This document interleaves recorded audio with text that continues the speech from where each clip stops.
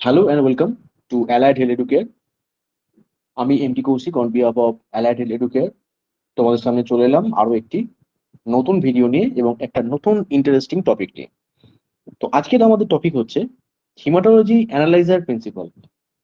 আমরা haematology analyser বলতে কি বুঝি, যেখানে আমরা সিবিসি অর্থাৎ কমপ্লিট ব্লাড কাউন্টের যে প্যারামিটার গুলো রয়েছে সেই প্যারামিটার গুলো আমরা যে সমস্ত ইনস্ট্রুমেন্টে টেস্ট করি সেই সমস্ত ইনস্ট্রুমেন্ট গুলোকে বলা হয় হিমাটোলজি অ্যানালাইজার বা সিবিটি, সিবিসি বা সেল কাউন্টার বলতে পারি আমরা। তো আজকে আমরা বেসিক্যালি দেখব যে কি কি প্রিন্সিপালে এই হেমাটোলজিক্যাল অ্যানালাইজার গুলো বা সিবিসি অ্যানালাইজার বা সেল কাউন্টার গুলো কাজ করে। বিভিন্ন ধরনের প্রিন্সিপাল এখানে রয়েছে, সেই প্রিন্সিপাল গুলো আজকে আমরা জানবো। এটা ইউজফুল কিসের জন্য? তোমাদের নিজেদের নলেজ বাড়ানোর জন্য এবং বিভিন্ন ইন্টারভিউতে তোমরা এই ধরনের কোশ্চেন ফেস করতে পারো। তাহলে চলো আজকে টপিক শুরু করা যাক। তাহলে আমরা যে ব্লাড কাউন্ট অ্যানালাইজার বা সিবিসি অ্যানালাইজার, এটা আমরা জেনারেলি জানি ক রকমের হয়। জেনারেলি দু ধরনের। একটা হলো থ্রি পার্ট সিবিসি অ্যানালাইজার বা থ্রি পার্ট সেল কাউন্টার, আরেকটাকে বলা হয় ফাইভ পার্ট সেল কাউন্টার। দু ধরনের সেল কাউন্টার। এবার আমরা সেল কাউন্টার কেন ইউজ করছি? ম্যানুয়াল মেথডে যখন আমরা সেল কাউন্ট করি, সেটা আরবিসি হোক, ডাব্লিউবিসি হোক, প্লেটলেট হোক অথবা হিমোগ্লোবিন হোক, সেখানে একটা এরর হওয়ার চান্স থেকে যায়। অর্থাৎ এগুলো সবই হচ্ছে কি ধরনের মেথড? এগুলো সবই হচ্ছে ম্যানুয়াল মেথড। সুতরাং ম্যানুয়াল মেথডে আমাদের এরর হয়ে যাওয়ার চান্স অনেক বেশি বেশি হয়। ফলে সেই সমস্ত জায়গাতে আমাদের অ্যাকিউরেসি এবং প্রিসিশন কিন্তু কম হয়ে যায়। এবং যদি অ্যাকুরেসি কম হয়ে যায় তাহলে কিন্তু আমরা সঠিক রেজাল্টটা পেশেন্টকে দিতে পারি না, এবং আমাদের জানি যে আমাদের রেজাল্টের উপরই কিন্তু পেশেন্টের ট্রিটমেন্ট ডিপেন্ড করে। সুতরাং আমাদের যেমন সায়েন্স উন্নত হচ্ছে, তেমনি different type of CBC analyser আমাদের ল্যাবরেটরিতে আসছে। এবং আমরা এই যে সিবিসি অ্যানালাইজার, এটাকে আমরা দেখতে পারি মেনলি দু ধরনের হয়। একটি হচ্ছে থ্রি পার্ট, একটি হলো ফাইভ পার্ট। তো থ্রি পার্ট অ্যানালাইজারে কি করা হয়? থ্রি পার্ট অ্যানালাইজারে সিবিসির প্রত্যেকটি প্যারামিটারই আমরা করতে পারি। সিবিসি প্যারামিটারের মধ্যে কি কি রয়েছে?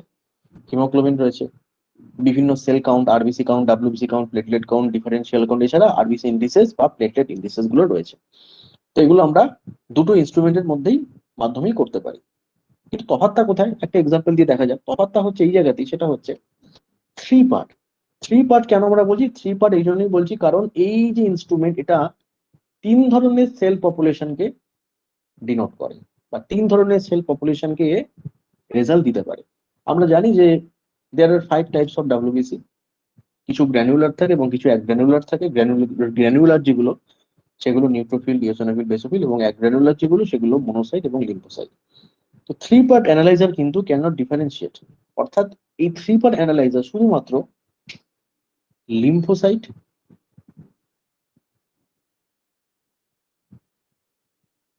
নিউট্রোফিলকেই আইডেন্টিফাই করতে পারে। এই দুটি সেলকে থ্রি পার্ট আইডেন্টিফাই করতে পারে। বাকি যে তিনটি সেল রয়েছে, বাকি তিনটি সেলের মধ্যে কোনগুলো ইম্পর্টেন্ট? মনোসাইট, বেসোফিল এবং ইওসিনোফিল। এই সেলগুলোকে কিন্তু থ্রি পার্ট ডিফারেন্সিয়েট করতে পারে না। ফলে আমরা এখানে তিন ধরনের সেল পপুলেশন পাই। একটি লিম্ফোসাইট সেল পপুলেশন, একটি নিউট্রোফিল সেল পপুলেশন এবং একটি মনোসাইট বা বেসোফিল বা ইওসিনোফিল। এটাকে অ্যাকচুয়ালি বলা হয় মিক্স পপুলেশন। মিক্স, ঠিক আছে? এটাকে অনেক সময়তে আমরা মিক্স বা মিড এইভাবেও আমরা এক্সপ্রেস দেখতে পাই। Mid percentage. মিড মানে হচ্ছে মিডিয়াম সাইজ। মিড কথাটার অর্থ হলো medium size cell. Medium size cell. তাহলে যেহেতু আমরা এখানে তিন ধরনের সেলুলার পপুলেশন পাচ্ছি in terms of WBC differential count, সেই জন্য এই মেশিনকে বলা হয় থ্রি পার্ট অ্যানালাইজার। তো দুটো রিপোর্ট দেখা যাক। তো এই দুটো রিপোর্টের মধ্যে তোমরা খুব ভালো করে লক্ষ্য করলে দেখতে পাবে যে এখানে যে ডিফারেন্সিয়াল কাউন্ট দেওয়া রয়েছে, ডিফারেন্সিয়াল কাউন্টের মধ্যে লিম্ফোসাইট রয়েছে, মিড রয়েছে। মিড মানে হচ্ছে যেগুলো মিডিয়াম সাইজ সেল, সেগুলো রয়েছে, এবং গ্র্যানুলোসাইট রয়েছে। গ্র্যানুলোসাইট বলতে এখানে কি বোঝায়? এখানে গ্র্যানুলোসাইট বলতে বোঝায় নিউট্রোফিল। এখানে বোঝায় এটা হলো নিউট্রোফিল। মিডের মধ্যে রয়েছে monocyte plus basophil plus eosinophil, আর লিম্ফোসাইটের মধ্যে শুধুমাত্র লিম্ফোসাইট। তাহলে সেই জন্য এটাকে বলা হয় থ্রি পার্ট অ্যানালাইজার। এবং বাকি যে প্যারামিটার গুলো রয়েছে, WBC count, lymphocyte, WBC count, আমাদের আরবিসি কাউন্ট, হিমোগ্লোবিন কাউন্ট অথবা আরবিসি ইন্ডিসেস কাউন্ট এবং প্লেটলেট কাউন্ট, এগুলো কিন্তু 5 পার্টের মতো। তাহলে 3 পার্টের অ্যাকিউরেসি কম, অর্থাৎ WB in terms of WBC differential count 3 part অ্যানালাইজারের কিন্তু আমাদের প্রিসিশন বা অ্যাকিউরেসি কম। অর্থাৎ এখানে আমরা যেহেতু সেলগুলোকে ডিফারেন্সিয়েট করতে পারছি না, সুতরাং আমরা কিভাবে অ্যাকচুয়াল সেলগুলোকে আইডেন্টিফাই করতে পারবো। তো now move to the 5 part. 5 part অ্যানালাইজারে কি হয়েছে, 5 পার্ট অ্যানালাইজারে 5 রকম সেল পপুলেশনকে আমরা আলাদা আলাদা ভাবে আইডেন্টিফাই করতে পারি। নিউট্রোফিল, লিম্ফোসাইট, মনোসাইট, ইওসিনোফিল এবং বেসোফিল। এছাড়াও কিছু অ্যাবনর্মাল সেল, যে অ্যাবনর্মাল সেলগুলোকে 5 পার্ট ডায়াগনোসিস করতে পারে বা ধরতে পারে, কিন্তু 3 পার্ট মেশিন কিন্তু এগুলোকে ধরতে পারে না। যেমন একটা এক্সাম্পল দিই, যেমন এনআরবিসি তোমরা সবাই জানো, what is NRBC, nucleated RBC. Nucleated RBC কিন্তু যদি আমরা 3 পার্ট অ্যানালাইজারে সেই যদি ব্লাড চালাই, সেই ব্লাডের মধ্যে যদি এনআরবিসি থাকে, তাহলে কিন্তু আমাদের ইনস্ট্রুমেন্ট সেই এনআরবিসি গুলোকে অ্যাজ এ লিম্ফোসাইট কাউন্ট করবে এবং কি করবে, আমাদের ডাব্লিউবিসি কাউন্টটাকে কিন্তু বাড়িয়ে দেবে। কিন্তু অ্যাকচুয়ালি এনআরবিসি গুলো তো ডাব্লিউবিসি পার্ট নয়, এগুলো হচ্ছে একটা আরবিসি পার্ট। সুতরাং এই ডিফারেন্সিয়েশনটা করতে পারবে। তাহলে যত ভালো মেশিন হবে, যত 5 পার্টের মধ্যে যত ভালো মেশিন হবে, তত আমরা প্রত্যেকটি সেলকে আইডেন্টিফাই করতে পারবো আলাদা আলাদা ভাবে। কিছু সেল কাউন্টার থাকে যেখানে আমরা রেটিকুলোসাইটকে আইডেন্টিফাই করতে পারি, এবং যে সমস্ত ডাব্লিউবিসির যে ইম্যাচিওর সেলগুলো রয়েছে সেগুলোকে আইডেন্টিফাই করতে পারি, এবং কোনো কোনো ক্ষেত্রে ম্যালেরিয়া প্যারাসাইটও কিন্তু আইডেন্টিফাই করা যায় এবং সেটি অ্যাজ এ ফ্ল্যাগ আমরা দেখতে পাই। তো এই হচ্ছে 5 পার্ট এবং 3 পার্টের মধ্যে ডিফারেন্স। তো এবার যদি আমরা একটা জিনিস খুব ভালোভাবে মানে বুঝতে পারি, সেটা হচ্ছে আমরা কি কি এই মেশিনগুলোর মাধ্যমে ডায়াগনোসিস করতে চাইছি, অর্থাৎ আমাদের প্রিন্সিপালটা কি। আমি যদি এইভাবে এটাকে ভাগ করে নিই, তাহলে 1 নম্বর হলো আমার সেল কাউন্ট করতে হবে। সেল কাউন্ট বলতে ডাব্লিউবিসি, আরবিসি এগুলোকে কাউন্ট করতে হবে। 2 নম্বর হচ্ছে হিমোগ্লোবিনকে এস্টিমেট করতে হবে। সেল কাউন্ট বলতে আমি এখানে 3 রকম সেলের কথা বলছি, ডাব্লিউবিসি, আরবিসি এবং প্লেটলেট।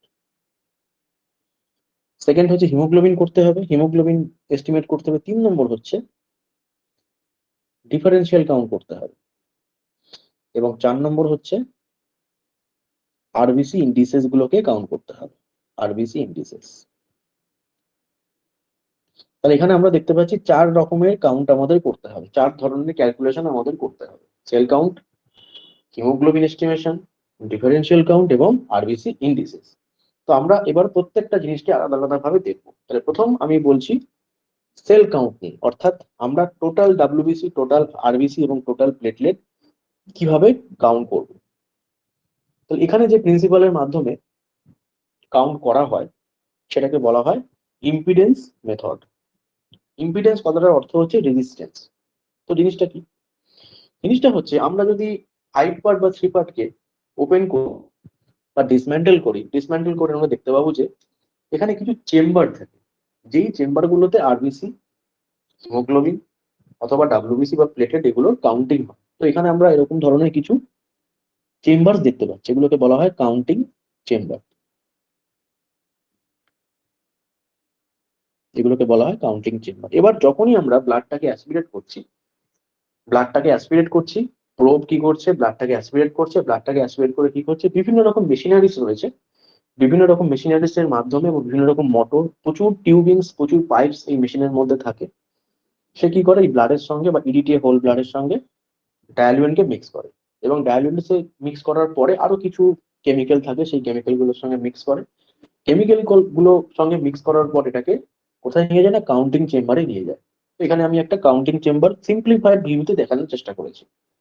তো এখানে যে কাউন্টিং চেম্বার দেখতে পাচ্ছ, এই কাউন্টিং চেম্বারে আমি যেটা বললাম যে আরবিসি বা আমাদের ব্লাডটাকে একটি কন্ডাক্টিভ লিকুইডের মধ্যে সাসপেন্ড করা হয়। তাহলে কি করা হলো, আমাদের যে ব্লাডটা হলো সেই ব্লাডটা আমরা একটা কন্ডাক্টিভ লিকুইড বা যেটাকে আমরা ডায়ালুয়েন্ট বলি, সেই ডায়ালুয়েন্টের সঙ্গে কি করা হলো, এই ব্লাডটাকে ভালো করে মিক্স করা। এবার মিক্স করে কি করা হবে, মিক্স করে এটাকে নিয়ে আসতে হবে একটা ইলেকট্রিক্যাল ফিল্ডের মধ্যে। তাহলে এটা একটা ইলেকট্রিক্যাল ফিল্ড, দেখো ক্যাথোড এবং অ্যানোড এখানে রয়েছে। এবার কি করা হয়, এখানে প্রচুর মেশিনারিজ থাকে, যেই মেশিনারিজ এর মাধ্যমে, আচ্ছা আরেকটা জিনিস হচ্ছে এখানে একটি উল্লেখযোগ্য জিনিস, অ্যাপারচার থাকে, একটি অ্যাপারচার। তাহলে কি হয়, কারেন্টটি তো কন্টিনিউয়াস ফ্লো হচ্ছে, এই অ্যাপারচারের মধ্যে দিয়ে কারেন্টটি কন্টিনিউয়াস ফ্লো হচ্ছে। এবার কি করা হয়, এবার একটি বিশেষ টেকনিকের মাধ্যমে, ভ্যাকিউম টেকনিক বলে এটাকে, এই ভ্যাকিউম টেকনিকের মাধ্যমে কি করা হয়, খুব ভালো করে জিনিসটা দেখো। এই ভ্যাকিউম টেকনিকের মাধ্যমে আমরা কি করি, এই ব্লাড সেলগুলোকে এই অ্যাপারচারের মধ্যে দিয়ে নেগেটিভ থেকে পজিটিভের দিকে নিয়ে আসা হয়। ক্লিয়ার? তাহলে কারেন্ট কিন্তু কন্টিনিউ ফ্লো হচ্ছে, এখানে একটি পজিটিভ ইলেকট্রোড এবং একটি নেগেটিভ ইলেকট্রোড রয়েছে। তাহলে কি করা হলো, এই ভ্যাকুয়াম ক্রিয়েশনের মাধ্যমে কি করা হলো, এই ব্লাড সেলগুলোকে এই অ্যাপারচারের মধ্যে দিয়ে এখানে নিয়ে আসা হলো। এবার কি হচ্ছে, কারেন্ট কন্টিনিউ ফ্লো হচ্ছে এবং এটি একটি কন্ডাক্টিভ লিকুইড। কিন্তু সেল যেগুলি হচ্ছে সেল, সেগুলি কিন্তু নন কন্ডাক্টিভ। ফলে একটি সেল, সেটি ডাব্লিউবিসি হোক, আরবিসি হোক বা প্লেটলেট হোক, যখনই এই অ্যাপারচারের মধ্যে দিয়ে পাস করছে, তখন কি হচ্ছে, তখন এখানে এই কারেন্টটি বাধাপ্রাপ্ত হচ্ছে। অর্থাৎ এখানে একটি কি তৈরি হচ্ছে, এখানে একটি ইম্পিডেন্স বা রেজিস্ট্যান্স তৈরি হচ্ছে। খুব ইম্পর্টেন্ট, এটা কি তৈরি হচ্ছে, রেজিস্ট্যান্স। এই যে রেজিস্ট্যান্স তৈরি হচ্ছে, এই রেজিস্ট্যান্সটা আমাদের মেশিন একটি পালসে কনভার্ট করছে। তাহলে কি তৈরি হচ্ছে, রেজিস্ট্যান্স। যখনই এই সেলগুলি, যেহেতু cell being non conductive, when it passing through the aperture, then what happened, then a resistance is being created, এবং এই রেজিস্ট্যান্স ক্রিয়েট হলে কি হবে, এই রেজিস্ট্যান্সটাকে আমাদের মেশিন একটি পালসে কনভার্ট করছে। This is the pulse. এবং এই যে পালস, এই পালসের আমরা তিন রকম পালস এখানে দেখিয়েছি। অ্যাকচুয়ালি এই পালসের যে স্ট্রাকচার, পালসের যে হাইট বা পালসের যে সাইজ, এগুলো সেলের উপর ডিপেন্ড করে। এখানে আমি তিন ধরনের সেল দেখিয়েছি। ডাব্লিউবিসি সাইজ যেহেতু বেশি, ফলে কি হবে, ডাব্লিউবিসি বেশি রেজিস্ট্যান্স ক্রিয়েট করবে। আরবিসির সাইজ যেহেতু একটু কম, সেহেতু একটু কম রেজিস্ট্যান্স ক্রিয়েট হবে। এবং প্লেটলেট যেহেতু আরো ছোট আরবিসি থেকে, তাহলে আরো কম রেজিস্ট্যান্স ক্রিয়েট হবে। তাহলে এই রেজিস্ট্যান্সটাকে কি করছে, আমাদের ইনস্ট্রুমেন্ট পালসে কনভার্ট করছে। এবং আমরা পালসের সাইজ দেখে বুঝতে পারছি যে কোনটা কোন সেল, এটি আরবিসি, এটি প্লেটলেট, না এটি ডাব্লিউবিসি। সেখানে স্পেসিফিক ডিমার্কেশন রয়েছে, অর্থাৎ এই সাইজের মধ্যে হলে সেটা ডাব্লিউবিসি হচ্ছে। অ্যাকচুয়ালি কি হয়, এই যে আমি চেম্বারের কথা বললাম, একটি চেম্বার থাকে, যে চেম্বারটির নাম হচ্ছে RBC platelet chamber. Actually RBC platelet চেম্বারের মধ্যে আরবিসি এবং প্লেটলেটটিকে কাউন্ট করা হয়, ডাব্লিউবিসি টিকে কাউন্ট করা হয় ডাব্লিউবিসি চেম্বারের মধ্যে। তাহলে আমরা খুব সহজেই বুঝতে পারছি যে মেশিন এটাকে সহজেই আইডেন্টিফাই করতে পারবে কোনটা আরবিসি কোনটা প্লেটলেট। তাহলে আরবিসি যদি এই অ্যাপারচারের মধ্যে দিয়ে পাস করে, তাহলে কি হবে, তাহলে বেশি রেজিস্ট্যান্স ক্রিয়েট হবে। তাহলে মেশিন বুঝবে যে এটা হচ্ছে কিন্তু আরবিসি, এটা প্লেটলেট নয়। তাহলে তার জন্য নির্দিষ্ট ডিমার্কেশন দেওয়া রয়েছে, সেই ডিমার্কেশন বা সেই মেথোডোলজি ফলো করে মেশিন বলবে যে হ্যাঁ এটা আরবিসি। তাহলে পালসের সাইজ হলো এইটা, তার মানে এটা আরবিসি। তাহলে পালসের সাইজ ছোট মানে রেজিস্ট্যান্স যত বেশি ক্রিয়েট হবে, পালসের সাইজ তত বাড়বে। তাহলে রেজিস্ট্যান্স যত কম ক্রিয়েট হবে, পালসের সাইজ কিন্তু তত ছোট হবে। তাহলে এইভাবে মেশিন আইডেন্টিফাই করতে পারছে যে কতগুলো, মানে কোনটা আরবিসি, কোনটা প্লেটলেট এবং কোনটা ডাব্লিউবিসি। এবং কতগুলি সেল কিভাবে বুঝবে, ধরো একটি সার্টেন অ্যামাউন্টের লিকুইড এখান দিয়ে পাস করলো, বা একটু সার্টেন টাইপ অফ মানে টাইমে একটা সার্টেন অ্যামাউন্ট অফ ব্লাড এই অ্যাপারচারের মধ্যে দিয়ে পাস করানো হলো। এবং ধরো দেখা গেল যে, আমি একটা জাস্ট এক্সাম্পল পারপাসে হাইপোথেটিক্যালি বলছি, ধরে নাও দেখা গেল যে আমার টোটাল একটা সার্টেন টাইমে 10,000 পালস জেনারেট হলো, একটা সার্টেন টাইমে, একটা সার্টেন ভলিউমে। এই সার্টেন ভলিউম বা সার্টেন টাইম এগুলো সব নির্দিষ্ট করা থাকে মেশিনের মধ্যে। তাহলে একটা সার্টেন টাইমে আমার 10,100 পালস ক্রিয়েট হলো। তাহলে 10,100 পালস ক্রিয়েট হওয়া মানে কি কি হওয়া, আমার ডাব্লিউবিসি কাউন্ট কত, আমার ডাব্লিউবিসি কাউন্ট হচ্ছে 10,100। অথবা দেখলাম যে আমি একটি সার্টেন টাইমে আমার আরবিসি টোটাল যে পালস ক্রিয়েট হলো কত, ধরো বলছি 1,00,000 পালস ক্রিয়েট হলো একটা সার্টেন টাইম। তাহলে প্রত্যেক pulse corresponds each sell.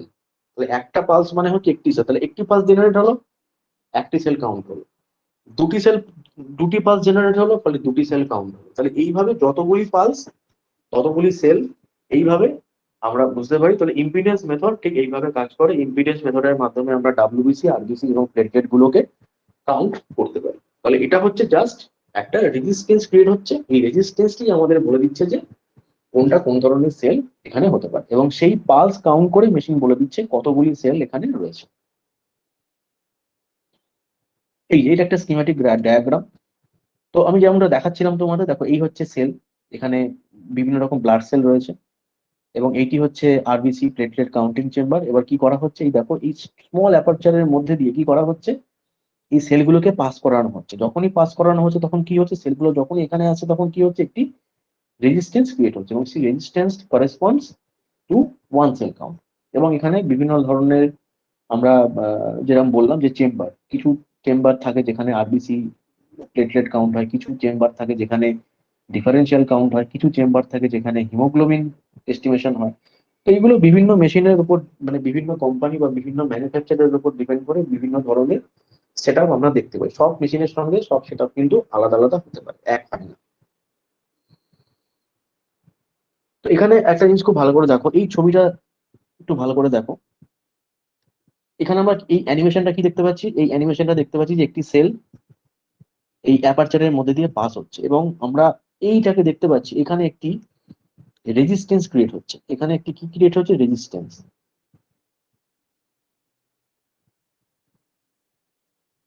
As the cell get closer, the resistance increase. As the cell get closer, the pulse is being formed. তাহলে এই হচ্ছে এখানকার প্রিন্সিপাল। খুব সহজেই বোঝা যাচ্ছে, যত কাছাকাছি আসছে দেখো, যত কাছাকাছি একটা সেল অ্যাপারচারের মধ্যে দিয়ে আসছে, আস্তে আস্তে আস্তে কি হচ্ছে, এই এই দুটো ছবি কম্পেয়ার করলে তোমরা বুঝতে পারবে, যত কাছাকাছি আসছে কি হচ্ছে, একটি পালস জেনারেট হচ্ছে, এবং যত দূরে সরে যাচ্ছে আস্তে আস্তে পালসটি কমপ্লিট হচ্ছে। তাহলে এই হচ্ছে এটার প্রিন্সিপাল, এটাকে বলা হচ্ছে কোল্টার প্রিন্সিপাল। তো এখানে আমি দেখিয়েছি যে আরবিসি পাস হলে কিরকম কিরকম তৈরি হচ্ছে এগুলো। এখানে একটা নিউট্রোফিল পাস হচ্ছে, নিউট্রোফিল পাস হলে কি হবে, তার যে পালস, সেই পালসের যে সাইজ সেটা বেশি হবে অবশ্যই আরবিসির থেকে। তাহলে বিভিন্ন রকম সেল এখান দিয়ে পাস হচ্ছে এবং বিভিন্ন রকম পালস এখানে তৈরি হচ্ছে। দেখতেই পাচ্ছ এখানে RBC, different type of RBC. এবার দেখো কিছু আরবিসি থাকে যেগুলো ম্যাক্রোসাইটিক আরবিসি, কিছু আরবিসি থাকে যেগুলো মাইক্রোসাইটিক আরবিসি। মানে তিন ধরনের আরবিসি আমি দেখিয়েছি, একটি নর্মাল আরবিসি এবং একটি ম্যাক্রোসাইটিক এবং একটি মাইক্রোসাইটিক। তাহলে কি হচ্ছে দেখছি, দেখো যত সেলের সাইজ যত বেশি হবে পালসের হাইট তত বাড়বে, এবং পালসের সাইজ যত বাড়বে, এবং সেল যত ছোট হবে তত কিন্তু পালসের হাইটও কম হবে। এটা হচ্ছে প্লেটলেটের পালস। প্লেটলেট যেহেতু being a smallest cell among the other cell, the pulse height is less, low, small, and being the moderate size of RBC, the pulse size is moderate. তাহলে এইভাবে আমরা এখান থেকে দেখে বুঝতে পারছি যে কোন সেল কি ধরনের পালস তৈরি করতে পারবে। এবং যদি ডাব্লিউবিসি হয় তাহলে কি হবে, তাহলে এখানে ডাব্লিউবিসি পালস আমি একটা দেখাচ্ছি। তাহলে ডাব্লিউবিসির ক্ষেত্রে কি হবে, ডাব্লিউবিসির ক্ষেত্রে কিন্তু এই পালসটা আরো একটু বড় হবে, একটু বড় হবে, আরো লম্বা এবং একটু বড় হবে। কেন হবে, কারণ ডাব্লিউবিসি যেহেতু সাইজ অনেক বড় আরবিসির থেকে। এবার এবার আমরা দেখি যে মেশিন কিভাবে এমসিবি কাউন্ট করছে, কিভাবে মেইন কর্পাসকুলার ভলিউম যেটা সেটাকে কাউন্ট করছে। তো এখানে কি করা হয়, এখানে তোমরা যেটা দেখতে পাচ্ছ সেটা হচ্ছে আরবিসি নর্মাল ডিস্ট্রিবিউশন কার্ভ, বা এটাকে গৌসিয়ান কার্ভও বলা হয়। তো এই ব্যাপারটাকে একদম সিম্পলিফাইড ভাবে বোঝাতে গেলে আমি কি করেছি এখানে দেখো। ধরো নাও মেশিন টোটাল 1000টা আরবিসি কাউন্ট করলো। তাহলে মেশিন টোটাল 1000টা আরবিসি কাউন্ট করা মানে কি হওয়া, 1000খানা পালস জেনারেট হওয়া। এবং এই 1000খানা যে মেশিন কাউন্ট করেছে, মেশিন এখান থেকে কি কি ইনফরমেশন পাচ্ছে, অনেক ধরনের মেশিন ইনফরমেশন পাচ্ছে। অর্থাৎ একটি আরবিসি যে সাইজ, সেই সাইজটাকে আমরা এমসিবি হিসেবে প্রকাশ করি, যেটাকে বলা হয় ফেমটোলিটার, যার ইউনিট হচ্ছে ফেমটোলিটার। তাহলে ধরে নিই এখানে আমাদের যে সেল কাউন্টার সেটা টোটাল একটা সার্টেন টাইমে 1000 সেল কাউন্ট করেছে। এবার এই 1000 সেল নিয়ে, 1000 সেল যে কাউন্ট করলো, এর যে ইনফরমেশন, এই ইনফরমেশন থেকে মেশিন একটি নর্মাল ডিস্ট্রিবিউশন কার্ভ তৈরি করবে। তো এখানে এই নর্মাল ডিস্ট্রিবিউশন কার্ভে দুটো অ্যাক্সিস আছে, একটি হচ্ছে এক্স অ্যাক্সিস, এটি হলো এক্স অ্যাক্সিস, এবং এইটি হচ্ছে ওয়াই অ্যাক্সিস। তাহলে একটি এক্স অ্যাক্সিস, একটি ওয়াই অ্যাক্সিস, দুটো অ্যাক্সিস আমরা এখানে স্পষ্টভাবে বুঝতে পারছি। This is the Y axis. X axis represent the size of the RBC. তাহলে এক্স অ্যাক্সিস কি রিপ্রেজেন্ট করছে, না আরবিসির যে সাইজ সেইটাকে রিপ্রেজেন্ট করছে। তো এই আরবিসি তাহলে মেশিন কি করলো, মেশিন 100টা 1000টা সেল কাউন্ট করলো, 1000টা সেলের যে ইনফরমেশন সেই ইনফরমেশন গুলোকে গ্যাদার করে মেশিন একটা নর্মাল ডিস্ট্রিবিউশন কার্ভ তৈরি করলো। তাহলে this is called normal distribution curve. এই নর্মাল ডিস্ট্রিবিউশন কার্ভ তোমরা কোয়ালিটি কন্ট্রোলের যে এলজেগ্রাফ, এই এলজেগ্রাফের যে রিলেটেড যে নর্মাল ডিস্ট্রিবিউশন কার্ভ, সেখান থেকেও তোমরা দেখতে পাবে যে ব্যাপারটা একই রকম, ঠিক আছে। তো এবার কি করছে, এই নর্মাল ডিস্ট্রিবিউশন কার্ভ মেশিন তাহলে এটা বার করলো, তাহলে 1000টা সেল কাউন্ট করলো। এবারে 1000টা সেল কাউন্ট করে দেখ মেশিন দেখছে যে এই 1000টার মধ্যে 68% সেল লাইজ বিটুইন 90 to 110 ফেন্টোলিটার। অর্থাৎ 68% সেল 90 থেকে 110 ফেন্টোলিটারের মধ্যে রয়েছে, এবং 95% সেল রয়েছে 80 থেকে 120 ফেন্টোলিটারের মধ্যে। এবং এই যে স্কেলটা এখানে দেওয়া হয়েছে, এই স্কেলটা আমি এখানে দেখিয়েছি 70 ফেন্টোলিটার থেকে 130 ফেন্টোলিটার। এই স্কেলটা এখানে দেওয়া রয়েছে, এবং সেই রেসপেক্টে তার যে ওয়াই এক্স অ্যাক্সিসে যে সমস্ত ভ্যালুগুলো রয়েছে 70, 80, 90, 100, 110 এবং 120। এবং আমরা আরো দেখছি যে 99.7% মতো প্রায় সেল এটা কিন্তু 70 থেকে 130 এই এই এই রেঞ্জের মধ্যে রয়েছে, ঠিক আছে। তাহলে আমরা যেটা জানি যে এটি হচ্ছে মিন একদম পিক থেকে একটি, তাহলে গোসিয়ান কার্ভ হচ্ছে একটা বেল শেপ কার্ভ। গোসিয়ান কার্ভ হলো একটি বেল শেপ কার্ভ, তাহলে একদম এই বেল শেপ কার্ভের যে টপ পোর্শন, একদম যে peak, this is called the peak of the curve. এটাকে আমরা কি বলি, পিক, পিক অফ কার্ভ। এই পিক থেকে যদি আমরা একটা লম্বা লাইন টানি, একটা ভার্টিক্যাল পারপেন্ডিকুলার লাইন টানি, তাহলে যেটা যেখানে মিশবে সেটাই হচ্ছে এটা মিন কর্পাসকুলার ভলিউম। তাহলে এখানে আমরা দেখতে পাচ্ছি যে একদম টপ থেকে যদি, মানে একদম পিক থেকে যদি আমরা যে লাইনটা এখানে টেনেছি, তাহলে এখানে যে এমসিবি হবে এটাকে বলা হয় এই 100 ফেন্টোলিটার। তাহলে এখানকার যে এমসিবি হলো 100 ফেন্টোলিটার। তাহলে মেশিন কিভাবে এমসিবি ক্যালকুলেট করবে, আমরা নর্মালি যেভাবে ম্যানুয়ালি করি সেরকম ভাবে কিন্তু মেশিন এমসিবি কাউন্ট করে না। কারণ হিমাটোক্রিট এমসিবির জন্য কি দরকার, মিন কর্পাসকুলার ভলিউমের জন্য আমার কি কি দরকার।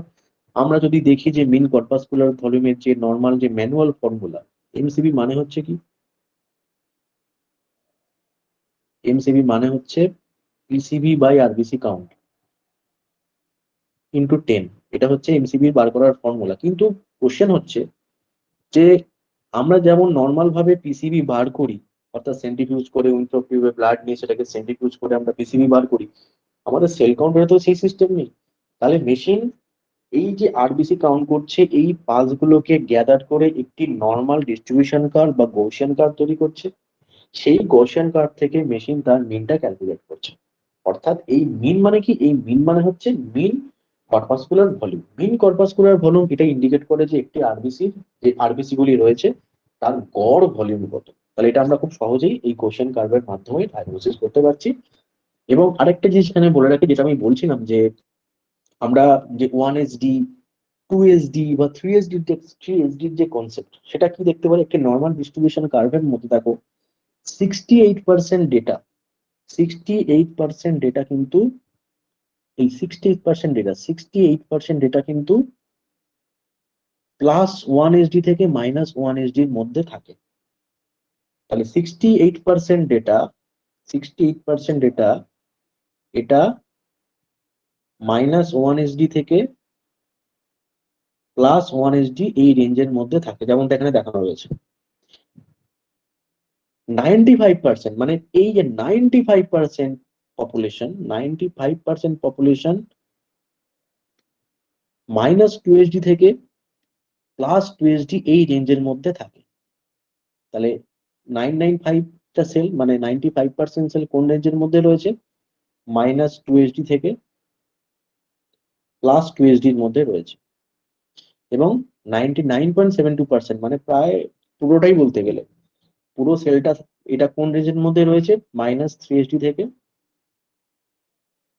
+3 SD এই রেঞ্জের মধ্যে থাকে। তাহলে এইভাবে আমরা মিন কর্পাসকুলার ভলিউম বার করতে পারবো। যারা গৌসিয়ান কার্ভ বুঝতে পারলে না তাদের জন্য বলে রাখি একটুখানি গৌসিয়ান কার্ভ নিয়ে চর্চা করো বা নর্মাল ডিস্ট্রিবিউশন কার্ভ বা এলজে গ্রাফ নিয়ে একটুখানি নাড়াচাড়া করো, তোমরা এইটা সম্বন্ধে একদম একটা ক্লিয়ার আইডিয়া পেয়ে যাবে। নাও মুভ টু দ্য নেক্সট। এবার হচ্ছে মেশিন কিভাবে পিসিবি ক্যালকুলেট করে। তাহলে আমরা আরবিসি ইন্ডিসেস নিয়ে একটা আলোচনা করলাম যে MCB is the RBC indices. এবার বাকি যে আরবিসি ইন্ডিসেস রয়েছে সেগুলো নিয়ে আমরা ডিসকাস করবো, যেমন এমসিএইচ এবং এমসিএইচসি। তার আগে আমরা ডিসকাস করি মেশিন কিভাবে পিসিবি ক্যালকুলেট করে বা হিমাটোক্রিট কিভাবে ক্যালকুলেট করে। তো এই পিসিবি দুভাবে মেশিন ক্যালকুলেট করতে পারে। দেখো অলরেডি আমরা এমসিবির যে ভ্যালু, সেই এমসিবি ভ্যালুটা আমরা অলরেডি পেয়ে গেছি। এমসিবির ভ্যালু আমি কিন্তু অলরেডি কিভাবে পেয়েছি না, এমসিবি ভ্যালুটা আমরা পেয়েছি নর্মাল ডিস্ট্রিবিউশন কার্ভ থেকে। নর্মাল ডিস্ট্রিবিউশন কার্ভ থেকে আমরা কিন্তু এমসিবি পেয়ে গেছি। তাহলে স্বাভাবিকভাবেই আমরা জানি যে এমসিবির ফর্মুলা কি, পিসিবি বাই আরবিসি ইন্টু 10।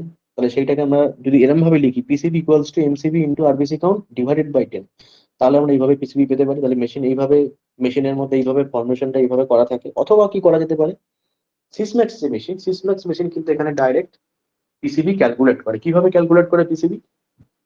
দেখো এইটা হচ্ছে কনভেনশনাল মেথড, যেখানে আমরা কি করি, সেন্ট্রিফিউজ করে যে প্যাক সেল ভলিউমটাকে আমরা মেজারমেন্ট করি উইন্ডো টিউবের মাধ্যমে। মেশিন কি করে, মেশিন যেই প্রক্রিয়ার মাধ্যমে পিসিবি ক্যালকুলেট করে সেটাকে বলা হয় পালস হাইট মেথড বা কিউমুলেটিভ পালস হাইট মেথড। অর্থাৎ আরবিসি কাউন্ট আমরা করলাম, দেখো আরবিসি কাউন্ট করার পর দেখো এতগুলো পালস জেনারেট হয়েছে, দিস ইজ দ্য পালস। তাহলে এতগুলো পালস এখানে দেখতে পাচ্ছি আমরা জেনারেট হয়েছে, তাই cumulative pulse height.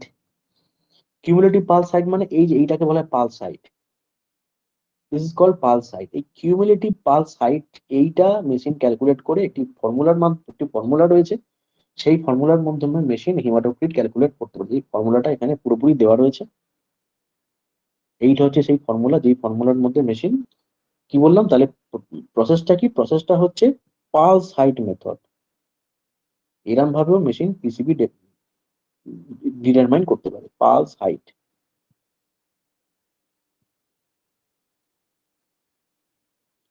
Pulse height method. এইভাবেও মেশিন এটা পিসিবিটাকে বের করতে পারে। নেক্সট হচ্ছে যে আরবিসির আরো দুটো ইন্ডিসেস, এমসিএইচ এবং এমসিএইচসি, মেইন কর্পাসকুলার হিমোগ্লোবিন। অর্থাৎ প্রত্যেকটি আরবিসির মধ্যে গড়ে কতটুকু করে হিমোগ্লোবিন রয়েছে সেটা বার করার ফর্মুলা খুবই সোজা। দেখো আমরা অলরেডি হিমোগ্লোবিন ক্যালকুলেট করতে পেরেছি এবং আরবিসি ক্যালকুলেশনও হয়ে গেছে ইম্পিডেন্স প্রক্রিয়ার মাধ্যমে। এবং হিমোগ্লোবিনকে আমরা মেজারমেন্ট করে, পরবর্তীকালে আমরা দেখবো হিমোগ্লোবিনটা কিভাবে মেজারমেন্ট করা হয়। তো হিমোগ্লোবিনটা মেজারমেন্ট করা হয় ফটোমেট্রিক্যালি বা যেরকম ভাবে আমরা হিমোগ্লোবিন করে থাকি, কলোরিমেট্রিক্যালি বা পটোমেট্রিক্যালি যাই বলো না কেন, সেভাবে আমরা হিমোগ্লোবিন ভ্যালু পেয়ে যাই এবং সেখান থেকে আমি এমসিএইচ ক্যালকুলেট করতে পারি। আর এমসিএইচ কিভাবে ক্যালকুলেট করতে পারি, হিমোগ্লোবিন একই রকম formula, haemoglobin divided by PCV into 100%। তাহলে এইভাবে আমরা এমসিএইচ এবং এমসিএইচসি ক্যালকুলেশন করতে পারি। এবং পিসিবির ক্ষেত্রে আমরা যেটা বললাম, পিসিবির ক্ষেত্রে আমরা পালস হাইট মেথড ইউজ করতে পারি। এবং পালস হাইট এই ফর্মুলাটা ভালো করে দেখে রাখতে হবে, ইন্টারেস্ট যদি থাকো। এই ফর্মুলাটা থেকে আমরা কিভাবে মেশিন পিসিবি তৈরি করছে, পিসিবি বার করছে, সেটা আমরা ডায়াগনোসিস করতে পারি। এটা কিন্তু এই ক্যালকুলেশনটা ডাইরেক্টলি, তাহলে এইখানে আমি দুটো পিসিবি ক্যালকুলেশন দেখিয়েছি। এইটা হলো ডাইরেক্টলি পিসিবি ক্যালকুলেট করছে, আর এটা ইনডাইরেক্টলি, অর্থাৎ এমসিবি ভ্যালুটা দিয়ে আমরা পিসিবি ক্যালকুলেট করছি। ঠিক আছে। আচ্ছা, এবার আগের যে প্রসেসগুলো বললাম, এই আগের প্রসেসগুলো প্রত্যেকটি 3 পার্ট এবং 5 পার্টের মধ্যে একই। অর্থাৎ 5 পার্ট এবং 3 পার্টের ক্ষেত্রে cell counting, RBC indices counting, PCV counting সবই এক। তো এবার আমরা দেখে নিই যে ডিসি কাউন্ট 3 পার্টে কিভাবে করা। তো ডিসি কাউন্ট 3 পার্টে করা হয় যখন ইম্পিডেন্স মেথডে, যখন ডাব্লিউবিসি কাউন্ট করা হয়। কি বললাম, যখন ইম্পিডেন্স মেথডে ডাব্লিউবিসি কাউন্ট করা হয়, তখন আরেকটি প্রসেস রয়েছে যেটিকে বলা হয় লাইটিক প্রসেস। এই প্রসেসটা কিন্তু 5 পার্টের ক্ষেত্রে হয় না। অর্থাৎ ডিসি কাউন্ট 3 পার্টের ক্ষেত্রে আমরা কিভাবে মেজারমেন্ট করি সেইটা আমি এবারে বলছি। এটা কিন্তু 5 পার্টে ইউজ করা হয় না। 5 পার্টে কিন্তু ফ্লো সাইটোমেট্রি মেথড বা হাইড্রোডাইনামিক ফোকাসিং ইউজ করা হয়, সেটা আমি পরে ডিসকাস করছি। তো এখানে কি করা হয়, এখানে যখন সাইমultaneously যখন ডাব্লিউবিসি গুলোকে মেজারমেন্ট করা হয়, অর্থাৎ ডাব্লিউবিসি গুলোকে যখন ইম্পিডেন্স মেথডে টোটাল ডাব্লিউবিসি কাউন্ট বা টোটাল কাউন্ট আমরা যখন মেজারমেন্ট করি, একই সময়ে কিন্তু আমরা ডিফারেন্সিয়াল কাউন্টটাও করে নিই by the process of lytic method. এই লাইটিক মেথডে অ্যাকচুয়ালি কি হয়, একটি লাইটিক রিয়েজেন্ট ইউজ করা হয়, যেই লাইটিক রিয়েজেন্ট গুলো এই ডাব্লিউবিসি গুলোকে কি করে না লাইসিস করে দেয়। যেমন লিম্ফোসাইট, কি বলছেন, লিম্ফোসাইট এই লাইটিক রিয়েজেন্টটা সব থেকে সেন্সিটিভ। অর্থাৎ কি বলছে দেখো এখানে, when lyse reagent reacts with lymphocyte cytoplasmic membrane, it allows the release of the water soluble cytoplasm and shrinks the cell membrane around the nucleus। অর্থাৎ কি হয়, যখন এই লাইটিক রিয়েজেন্টের সঙ্গে লিম্ফোসাইটের রিয়াকশন হয়, তখন লিম্ফোসাইটটা কি হয়, শ্রিঙ্ক করে যায়, মানে কুঁচকে যায়। ঠিক আছে। আবার যদি আমরা দেখি যে মনোসাইট বা ইওসিনোফিল বা বেসোফিল, এই লাইটিক রিয়েজেন্টে কিন্তু মডারেটলি সেন্সিটিভ, বা এরা খুব অল্প পরিমাণে শ্রিঙ্ক করে যায়, মানে এখানে শ্রিঙ্কেজ হয় আর কি, আর কিছু নয়। আর যদি আমরা নিউট্রোফিল দেখি, নিউট্রোফিল কিন্তু সব থেকে বেশি রেজিস্ট্যান্ট। দেখো বলেছে যে when lyse reagent reacts with granulocyte cytoplasm membrane, it has limited reaction due to the molecular in the cytoplasm structure which protect them from the shrinking action of the lysis। তাহলে কি হচ্ছে, নিউট্রোফিলের ক্ষেত্রে এখানে আমরা দেখতে পাচ্ছি যে শ্রিঙ্কেজ একদম হচ্ছে না, কারণ নিউট্রোফিলের একটা প্রোটেকটিভ অ্যাকশন রয়েছে, যে প্রোটেক্টিভ অ্যাকশনের জন্য লাইসিস এজেন্টটা কিন্তু নিউট্রোফিলকে শ্রিঙ্ক করে দিতে পারছে না। কিন্তু সব থেকে বেশি সেন্সিটিভ হচ্ছে লিম্ফোসাইট, লিম্ফোসাইট সব থেকে বেশি শ্রিঙ্কেজ হচ্ছে। এবং যে মনোসাইট অথবা ইওসিনোফিল অথবা বেসোফিল, এরা মডারেটলি শ্রিঙ্কেজ হচ্ছে। এই যে প্রসেস বললাম, এই যে শ্রিঙ্কিং প্রসেস, তাহলে একটা খুব বেশি শ্রিঙ্কেজ হচ্ছে, একটা মাঝামাঝি শ্রিঙ্কেজ হচ্ছে, একটা একদমই শ্রিঙ্কেজ হচ্ছে না বললেই চলে। তাহলে এই তিন রকম পপুলেশনের উপর ডিপেন্ড করে আমরা আমরা একটি সেল কাউন্ট করতে পারি। সেই কারণের জন্য এখানে মাত্র আমরা তিনটে পপুলেশন কাউন্ট করতে পারি। দেখো এখানে একটি, এটাকে বলে হিস্টোগ্রাম। তবে এখানে একটি হিস্টোগ্রাম তৈরি হয়েছে। তো হিস্টোগ্রাম থেকে বোঝা যাচ্ছে, এই যে পার্টটা আমি হাইলাইট করে দিচ্ছি, এই পার্টটা হচ্ছে লিম্ফোসাইটের পার্ট। এই পার্টটাকে বলা হয় লিম্ফোসাইটের পার্ট বা হিস্টোগ্রাম অফ লিম্ফোসাইট। পরের যে পার্টটা, অর্থাৎ এই জায়গাটা হচ্ছে মিডিয়াল সাইজ সেল, যেগুলো যেগুলো মিডিয়াম সাইজ সেল, যেমন হচ্ছে মনোসাইট, বেসোফিল, ইওসিনোফিল, এগুলো হচ্ছে মিডিয়াম সাইজ সেল, সুতরাং এগুলো মাঝখানে চলে আসে। এবং একদম লাস্টের যে সেলটা দেখতে পাচ্ছ, একদম লাস্টের যে কার্ভটা, অর্থাৎ এই কার্ভটাকে বলা হয় নিউট্রোফিলের কার্ভ। ঠিক আছে, এটাকে বলা হয় নিউট্রোফিলের কার্ভ। ওকে, তাহলে আমরা তিন ধরনের সেলুলার পপুলেশন এখান থেকে পেলাম এই প্রসেসের মাধ্যমে। একটি হলো লিম্ফোসাইট, একটি হলো মিড, এটাকে অনেক সময় মিড বলা হয়, মিড বলা হয়, মিডও বলা হতে পারে, বা এটাকে মিক্স বলা হতে পারে অনেক সময়। মিড মানে হচ্ছে মিডিয়াম সাইজ সেল, আর মিক্স মানে হচ্ছে মিক্সিং এ রয়েছে। তাহলে এখানে থ্রি পার্ট কেন অতটা সেন্সিটিভ নয়, কারণ এখানে বেসোফিল, নিউট্রোফিল এবং মনোসাইটের মধ্যে এরা কোনো ডিফারেন্স করতে পারছে না। এবং আরেকটি হলো গ্র্যানুলোসাইট বা নিউট্রোফিল। তাহলে থ্রি পার্টের ক্ষেত্রে আমি বারবার বলছি থ্রি পার্ট, এটা অনেকে গুলিয়ে ফেলে। অনেকে ভাবে যে থ্রি পার্টের মধ্যেও হয়তো ফ্লো সাইটোমেট্রিক মেথড বা স্ক্যাটারিং টেকনিক রয়েছে, কিন্তু থ্রি পার্টের মধ্যে কিন্তু স্ক্যাটারিং টেকনিক থাকে না। ঠিক আছে। যখন ডাব্লিউবিসি কাউন্ট ইম্পিডেন্স মেথডে কাউন্ট হয়, তখন একই সঙ্গে কিন্তু এর একটা হিস্টোগ্রাম তৈরি হয়। এই হিস্টোগ্রামের মধ্যে তার ডিফারেন্সিয়াল কাউন্টটা কিন্তু মেশিন করে করে দেয়। এবার এবার আমরা কিভাবে ডিসি কাউন্ট করবো ফাইভ পার্টের ক্ষেত্রে। ডিসি কাউন্টের ক্ষেত্রে দুটো জিনিসের নাম ভালো করে মনে রাখতে হবে, একটি হচ্ছে ফ্লো সাইটোমেট্রি, আরেকটি হলো হাইড্রোডাইনামিক ফোকাসিং। তো ব্যাপারটা কি, একটু সিম্পল ভাবে বুঝে নেওয়া যায় কি ব্যাপারটা এখানে। যেমনটা আমি বললাম যে এখানে different type of counting chambers থাকে। তো এই যে যেই চেম্বারের মধ্যে অ্যাকচুয়ালি ডিফারেন্সিয়াল কাউন্টটা হয়, সেটাকে বলা হয় ডাব্লিউবিসি চেম্বার বা ডিফ চেম্বার, ডিআইএফ চেম্বার, যেমনটা এখানে দেখানো রয়েছে, ডিফ চেম্বার। তাহলে একই রকম ভাবে ব্লাডটিকে বিভিন্ন রকম লাইসিস রিয়েজেন্ট বা লাইটিক রিয়েজেন্ট এর সঙ্গে মিশিয়ে এই চেম্বারের মধ্যে ব্লাডটিকে নিয়ে আসা হয়। এবং এই চেম্বারের মধ্যে একটি অদ্ভুত সিস্টেম রয়েছে, এটিকে বলা হয় ফ্লো সাইটোমেট্রি। এবার এই ফ্লো সাইটোমেট্রি জিনিসটা কি একটু দেখে নেওয়া যায়। ফ্লো সাইটোমেট্রি হচ্ছে, আমরা এই যে সেলগুলো রয়েছে আমাদের যে ব্লাডের দেখো এখানে এই যখন আমরা ফ্লো সাইটোমেট্রি যখন করছি তখন আরবিসি গুলোকে কিন্তু সমস্ত লাইজ করে দেওয়া হয়। আরবিসি থাকলে কিন্তু এখানে হিন্ডারেন্স তৈরি হতে পারে, সুতরাং আমরা যখন ফ্লো সাইটোমেট্রি মেশিন যখন ডাব্লিউবিসি কাউন্ট করতে যাচ্ছে তখন কিন্তু কি করে, আরবিসি গুলোকে সব লাইজ করে দেয়। আরবিসি গুলোকে লাইজ না করলে কিন্তু আরবিসি গুলো কিন্তু প্রবলেম তৈরি করতে পারে। তো এখানে কি হয়, এখানে এই ডাব্লিউবিসি গুলোকে খুব প্রেসার দিয়ে বা খুব ফোর্সে একটি সিঙ্গেল লাইন একটা খুব সরু জায়গা, এই জায়গাটা হয়তো খুব জোর, যদি আমরা এটার সাইজ দেখি তাহলে আমরা খুব জোর দেখতে পাবো যে এটা সাইজ হচ্ছে 70 to 80,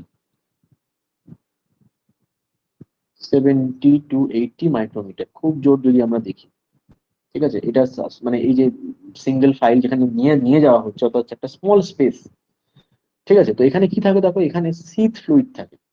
এই সিথ ফ্লুইডের কাজ হচ্ছে এই ডাব্লিউবিসি গুলোকে একটা সিঙ্গেল লাইনে অ্যারেঞ্জ করে দেওয়া, যাতে করে এবং এই সেলগুলোকে এই জায়গাটার মধ্যে দিয়ে কি করা, এই জায়গাটার মধ্যে দিয়ে নিয়ে যাওয়া। ঠিক আছে, অর্থাৎ আমি বলতে চাইছি যে এই সিস্টেমটা অর্থাৎ ফ্লো সাইটোমেট্রিক যে সিস্টেম, একটা ছোট স্পেস থাকে, এরকম একটা একদম ছোট একটা এরকম একটা স্পেস থাকে। ঠিক আছে, একদম ছোট একটা স্পেস থাকে। এখানে কি করা হয়, এখান দিয়ে একটা ডাব্লিউবিসি গুলোকে কি করা হয়, সিঙ্গেল লাইন এখান দিয়ে ফ্লো করানো হয়। এমন নয় যে ডাব্লিউবিসি গুলো একটা ডাব্লিউবিসি পরে একটা ডাব্লিউবিসি রয়েছে, এরকম না। অর্থাৎ ডাব্লিউবিসি গুলোকে একটা কি করা হয়, cell in single line, it will be arrange as cell in single file, অর্থাৎ সিঙ্গেল লাইনে থাকবে ডাব্লিউবিসি গুলো। তাহলে এই স্পেসটার মধ্যে দিয়ে ডাব্লিউবিসি গুলোকে কি করা হয়, এই স্পেসটার মধ্যে দিয়ে ডাব্লিউবিসি গুলোকে প্রবেশ করানো হয়। এই যে মেথড, অর্থাৎ কি করা হচ্ছে, আমরা বলতে পারি যে ডাব্লিউবিসি গুলোকে ফোকাস করা হচ্ছে, একটা সিঙ্গেল লাইনে ফোকাস করা হচ্ছে। এই যে মেথড, এই মেথডটাকে বলা হয় হাইড্রোডাইনামিক ফোকাসিং। ঠিক আছে, অর্থাৎ ডাব্লিউবিসি গুলোকে একটা সিঙ্গেল লাইন বা একটা সিঙ্গেল চ্যানেলের মধ্যে দিয়ে নিয়ে যাওয়া হচ্ছে। অর্থাৎ এতে একটাই ডাব্লিউবিসি রয়েছে, যেমনটা আমি এখানে দেখালাম, এবং ডাব্লিউবিসি গুলোকে কি করা হয়, এখান থেকে নিয়ে যাওয়া হয়। ঠিক আছে, অর্থাৎ ফোকাস করা হয় একটা জায়গাতে, স্পেসিফিক জায়গাতে ফোকাস করা হয়, এবং এই ফোকাসের যে হেল্পটা করে সেটা হচ্ছে সিপ সুইট। এই সিপ সুইট অ্যাকচুয়ালি কি করে, এই ফোকাসের কাজটা করে। দেখতেই পাচ্ছ এটা সিপ, এগুলো সব সিপ সুইট। ঠিক আছে, এখানে সব সিপ সুইট রয়েছে, অল আর সিপ ফ্লুইড। এই সিপ ফ্লুইড অ্যাকচুয়ালি এই ডাব্লিউবিসি গুলোকে কি করে, ফোকাস করে, এবং এই সিপ ফ্লুইড গুলো কি করে ডাব্লিউবিসি গুলোকে ঘিরে রাখে। এবার কি করা হয়, ঠিক তখনই এখানে একটি লেজার রয়েছে, এই লেজার পাস করে। ঠিক আছে, তো লেজার পাস করছে এখান দিয়ে, তো যখনই কোনো ডাব্লিউবিসি আসবে তখন কি হবে, লেজারের যে লাইটটা, এটা ডিফ্র্যাকশন হবে বা স্ক্যাটারিং হবে, তাই না? যেমনটা এখানে অ্যানিমেশন থেকে তোমরা দেখতে পাচ্ছ। দেখো, দেখো ডাব্লিউবিসি গুলো যখনই এটা লেজার, এটা হলো লেজার, লেজারের লাইটটা ফ্লো হচ্ছে, যখনই ডাব্লিউবিসি গুলো এই হাইড্রোডাইনামিক ফোকাসিং টেকনিকের মাধ্যমে এই লাইটকে ক্রস করছে, দেখো কি হচ্ছে, এখানে স্ক্যাটারিং হচ্ছে। আবার একটু ভালো করে দেখো, এই দেখো, তাহলে যখনই আমরা দেখতে পাচ্ছি যে যখনই একটি সেল, এটি ডাব্লিউবিসি, দিস ইজ ডাব্লিউবিসি, তাহলে ডাব্লিউবিসি যখনই লেজারের সংস্পর্শে এলো কি হলো, লাইটটা ডিফ্রাকশন হলো।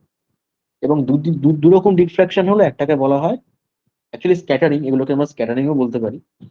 এটাকে বলা হয় সাইড স্ক্যাটারিং, আর এটাকে বলা হয় ফরওয়ার্ড স্ক্যাটারিং। তো এই সাইড স্ক্যাটারিং এবং ফরওয়ার্ড স্ক্যাটারিং ব্যাপারটা কি, একটু বুঝে নেওয়া যাক। আচ্ছা, তার আগে আমি দেখিয়ে দিই যে এটাকে কেন আমরা ফ্লো সাইটোমেট্রি বলছি, কেন, why it is called flow cytometry. Flow cell in a motion. তাহলে একদম দেখতে পাচ্ছি একটা সেল একটা সিঙ্গেল ছোট জায়গার মধ্যে দিয়ে বা ছোট একদম একটা সরু পাইপের মধ্যে দিয়ে নিয়ে যাওয়া হচ্ছে। এবং ফ্লো মানে হচ্ছে সেল ইন মোশন, অর্থাৎ সেলকে ফ্লো করানো হচ্ছে বা সেলগুলো চলছে।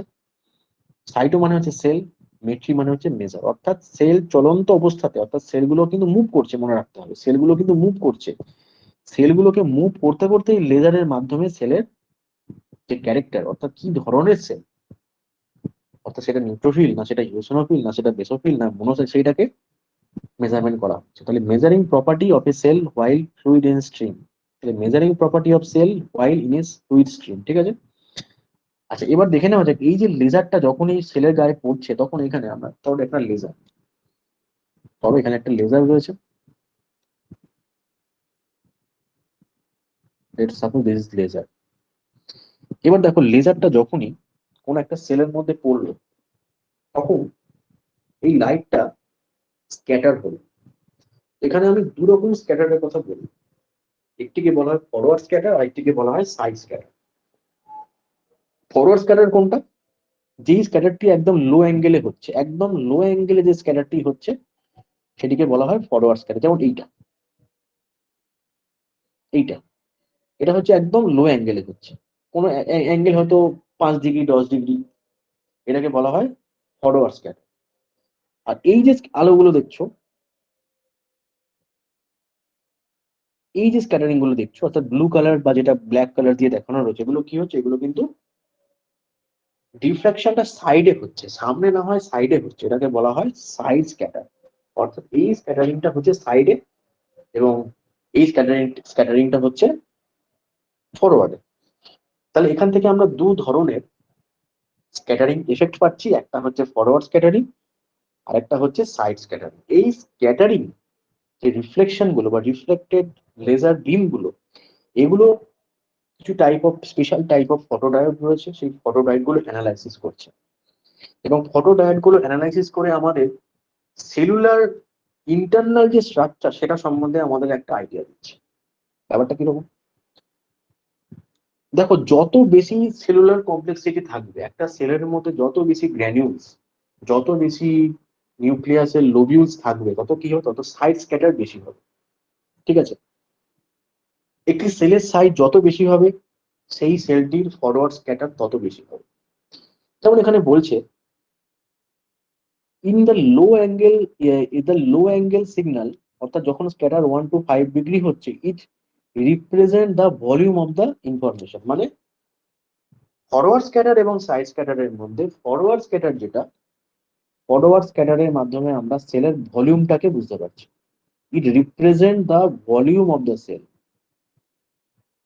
অর্থাৎ প্রত্যেকটি সেলের আলাদা আলাদা মেজারমেন্ট রয়েছে। ডাব্লিউবিসি যে নিউট্রোফিলের একরকম মেজারমেন্ট, মনোসাইটের একরকম মেজারমেন্ট, প্রত্যেকটি ডাব্লিউবিসি 5 রকম ডাব্লিউবিসির আলাদা আলাদা ভলিউম রয়েছে। তাহলে এই ভলিউমটাকে মাপছে। এবং যেটি সাইড স্ক্যাটার হয়েছে, এই সাইড স্ক্যাটারের মাধ্যমে সেলের যে ইন্টারনাল ইনফরমেশন, অর্থাৎ সেলের মধ্যে নিউক্লিয়াসটাকে কিরকম দেখতে বা সেলের মধ্যে গ্র্যানুলস গুলো কিরকম ধরনের রয়েছে, এইগুলো আমাদের মেশিন অ্যানালাইসিস করতে পারছে সাইড স্ক্যাটারের মাধ্যমে। তাহলে সাইড স্ক্যাটার বলে দিচ্ছে যে সেলুলার কমপ্লেক্সিটি, অর্থাৎ সেলের মধ্যে কি কি রয়েছে। আর ফরওয়ার্ড স্ক্যাটার বলে দিচ্ছে ভলিউমটা কত। তাহলে এই ফরওয়ার্ড স্ক্যাটার এবং তাহলে সাইড স্ক্যাটার ইন্টারনাল স্ট্রাকচারকে ডিনোট করছে। তাহলে এই ফরওয়ার্ড স্ক্যাটার এবং সাইড স্ক্যাটার এই দুটোকে আমরা কম্বাইন করে আমরা বা মেশিন বলতে পারছে এটা কি ধরনের সেল। এটা কি মনোসাইট, না এটা নিউট্রোফিল, না এটা ডাব্লিউবিসি। তো এই যে পুরো জিনিসটা, অর্থাৎ এই যে স্ক্যাটারিং লাইট, এই স্ক্যাটারিং লাইট তার যে ডেটা, সেই ডেটাকে অ্যানালাইসিস করে মেশিন একটি গ্রাফিক্যাল রিপ্রেজেন্টেশন তৈরি করছে। এই গ্রাফিক্যাল রিপ্রেজেন্টেশনটাকে বলা হয় স্ক্যাটারগ্রাম। তাহলে scattergram is a graphical representation used in hematology to analyze the white blood cell. It visually displays the different type of WBC based on their physical property in terms of side scatter and forward scatter. তাহলে এই যে side scatter এবং forward scatter, এই যে দুটো কথা আমি বললাম, এই সাইড স্ক্যাটার এবং ফরওয়ার্ড স্ক্যাটার গুলোকে গ্রাফিক্যালি রিপ্রেজেন্টেশন করে মেশিন একটা গ্রাফ তৈরি করছে। সেই গ্রাফটাকে আমরা বলবো স্ক্যাটারগ্রাম। তো এই স্ক্যাটারগ্রাম, তাহলে এটা এটা হলো একটি স্ক্যাটারগ্রাম।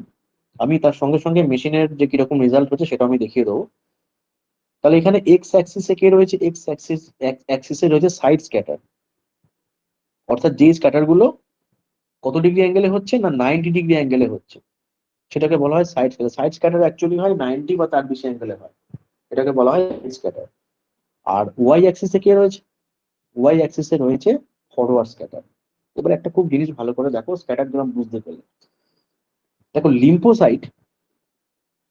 লিম্ফোসাইটের সাইজ সব থেকে ছোট, সেই জন্য লিম্ফোসাইট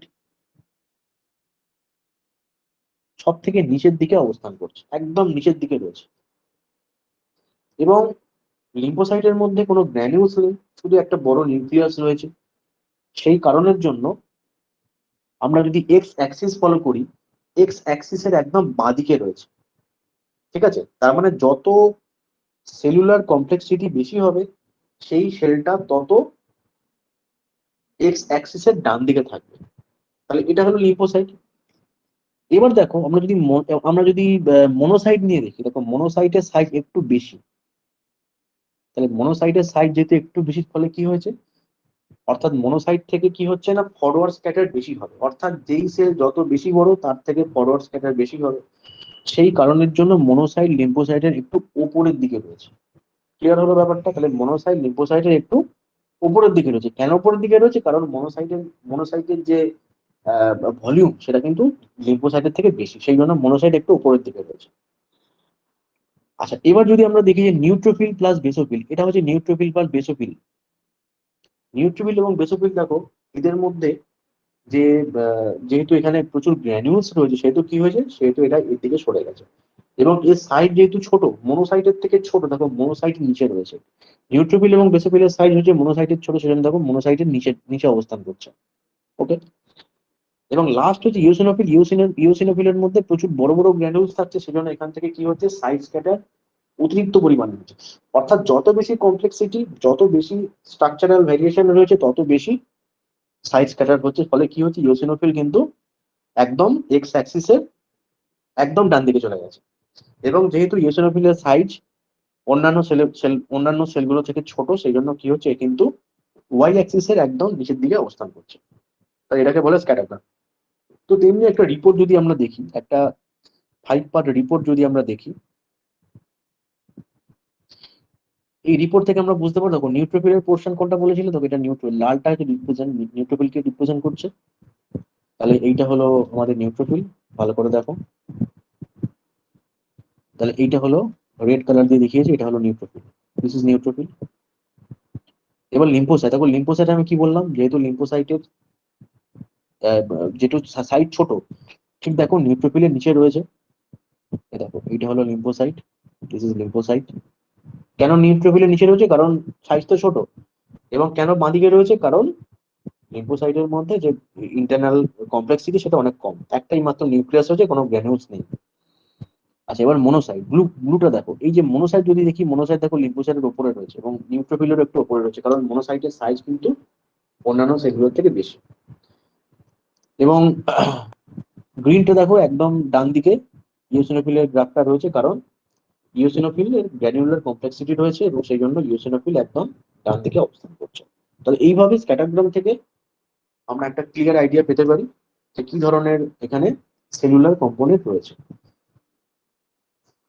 তো এখান থেকে দেখলেই বোঝা বোঝা যাচ্ছে, তোমরা পরিষ্কার বুঝতে পারছো যে এছাড়া আরো কিছু সেল আমি এখানে দেখিয়েছি, কিছু অ্যাবনর্মাল ব্লাস্ট সেল। এটা হচ্ছে তার স্ক্যাটারগ্রাম। তো দেখো ব্লাস্ট সেল, যেগুলো ব্লাস্ট সেল হয় বা যেগুলো ইম্যাচিওর সেল, সেগুলো দেখো কোথায় রয়েছে, একদম উপরের দিকে রয়েছে। উপরের দিকে থাকার কারণ কি? কারণ এদের সাইজ অনেক বড়।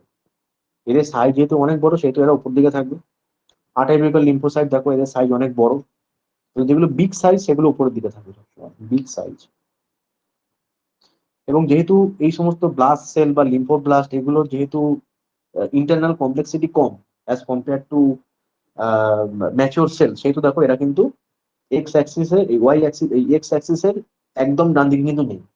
সব থেকে যেটা বেশি কমপ্লেক্সিটি রয়েছে যে সমস্ত সেলটা, সেটা হচ্ছে ইউসিনোফিল। কি হয়েছে, ইউসিনোফিল সাইজ স্ক্যাটারের একদম ডান দিকে চলে গেছে। তো এইভাবে আমরা স্ক্যাটারগ্রামটাকে অ্যানালাইসিস করতে পারি।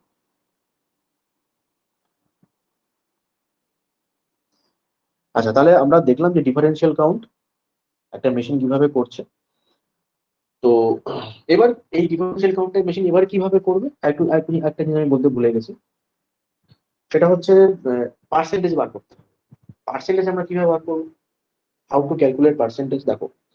বা আমরা কিভাবে এটার অ্যাবসলিউট কাউন্ট বার করবো, টোটাল কাউন্ট আমি অলরেডি পেয়ে গেছি, ইম্পিডেন্স মেথডে টোটাল কাউন্ট আমরা অলরেডি পেয়ে গেছি।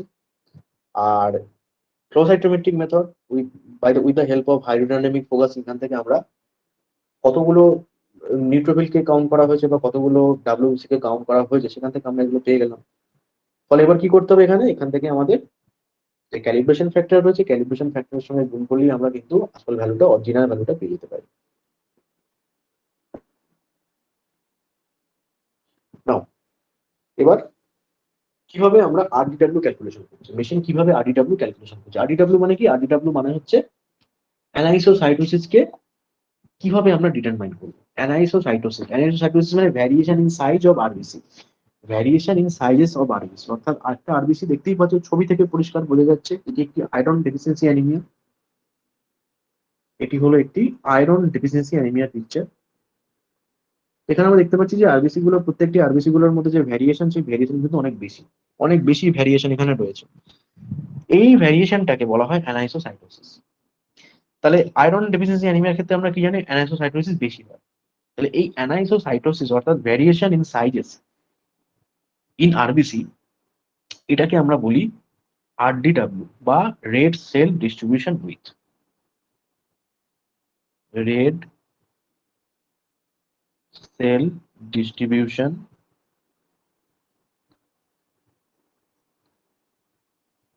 উইথ।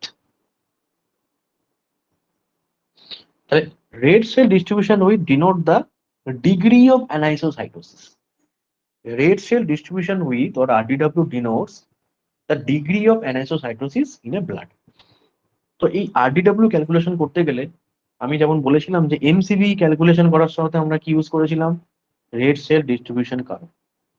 তো এখানেও ইউজ করা হচ্ছে গৌসিয়ান কার্ভ বা রেড সেল ডিস্ট্রিবিউশন কার্ভ। তো এই রেড সেল ডিস্ট্রিবিউশন কার্ভে দেখো দুটো জিনিস রয়েছে।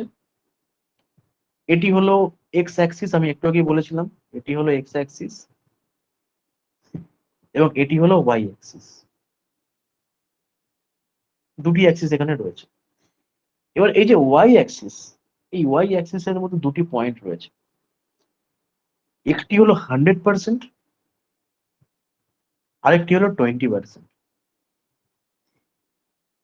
এই পিক যেটা, অর্থাৎ এই যে বেল শেপ কার্ভের যে পিক, এই পিকটাকে আমরা 100% রিপ্রেজেন্ট করছে। অর্থাৎ ওয়াই অ্যাক্সিস এর 100% রিপ্রেজেন্ট করছে এই পিকটাকে। এখান থেকে দেখো মিনের লাইন গেছে, এটা হচ্ছে আমাদের এমসিভি 100 ফেমটোলিটার। এমসিভি ক্যালকুলেশন এভাবে হয়ে যাচ্ছে।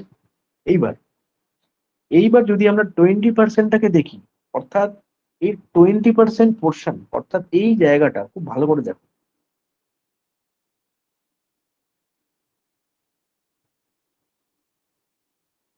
Just a minute.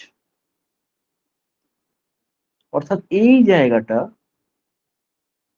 20%, এই জায়গাটা, এই জায়গাটা ডিনোট করছে ডিস্ট্রিবিউশন উইথ।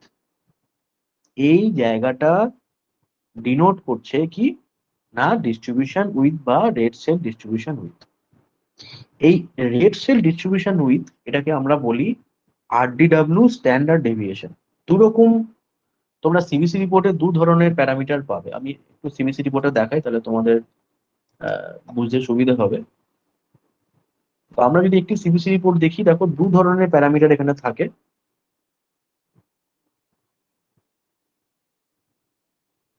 একটি হলো আরডিডব্লিউ সিভি, একটি হলো আরডিডব্লিউ এসডি। এসডি মানে স্ট্যান্ডার্ড ডেভিয়েশন। তো এই যে স্ট্যান্ডার্ড ডেভিয়েশন, অর্থাৎ এই যে আমি বললাম একটি রেড সেল ডিস্ট্রিবিউশন কার্ভের, একটি রেড সেল ডিস্ট্রিবিউশন কার্ভের 20%, মানে ওয়াই অ্যাক্সিস এর যে 20%, এই 20%ই হচ্ছে ডিনোট করছে the point denote the distribution with. তাহলে এই জায়গাটা, অর্থাৎ এইখান থেকে শুরু করে এই জায়গাটা, এইখান থেকে শুরু করে এই জায়গাটা ডিনোট করছে আমাদের রেড সেল ডিস্ট্রিবিউশন উইথ। ঠিক আছে? এটাকে আমরা এক্সপ্রেস করি কি হিসেবে? না আরডিডব্লিউ এসডি হিসেবে। তাহলে RDW SD is the width of 20% peak value of the red blood cell distribution histogram. Unit is femtoliter, এবং এই আরডিডব্লিউ এসডি কে আমরা কিভাবে এক্সপ্রেস করে থাকি? ফেমটোলিটার ইউনিট দিয়ে এক্সপ্রেস করে থাকি, এবং এর নর্মাল রেঞ্জ হচ্ছে 39 থেকে 46 ফেমটোলিটার, অর্থাৎ আরডিডব্লিউ রেড সেল ডিস্ট্রিবিউশন উইথ যে স্ট্যান্ডার্ড ডেভিয়েশন এর নর্মাল রেঞ্জ হচ্ছে 39 থেকে 46 ফেমটোলিটার।